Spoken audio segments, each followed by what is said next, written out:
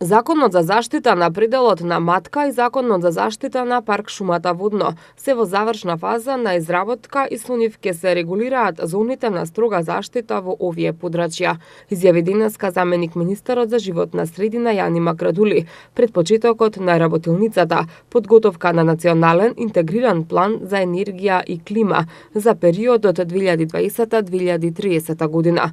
Макрадули, одговарајќи на новинарско прашање за дивоградбата на Матка, рече дека дивоградбите ги оценува како негативни, што влијаат на природата, како недозволиви и нешто што мора да се регулира и како Министерство за животна средина укажуваат за заштитата на природата како најзначајна компонента во зачувувањето на околината на Скопје. Во тој контекст посочи дека согласно законот што е во изработка, ќе биде строго регулирано што може да се гради на Матка и на Водно. Законот за Матка е во понапредна фаза. Завршено е зумирањето, подготвени се сите документи и се надевам дека брзо ќе влезе во владина процедура.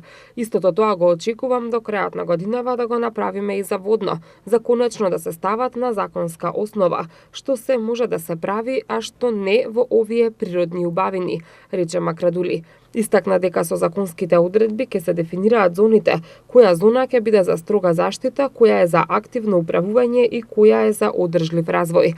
Во секоја од различните зони ќе може нешто да се направи. Зонирањето е завршено и се надевам законот брзо ќе дојде во владина процедура. Истото ќе важи и за Водно. Ќе постојат заштитени зони во кои нема да може ништо да се прави, додека во други ќе може да се интервенира за рекреација и за објекти, додаде Макрадули.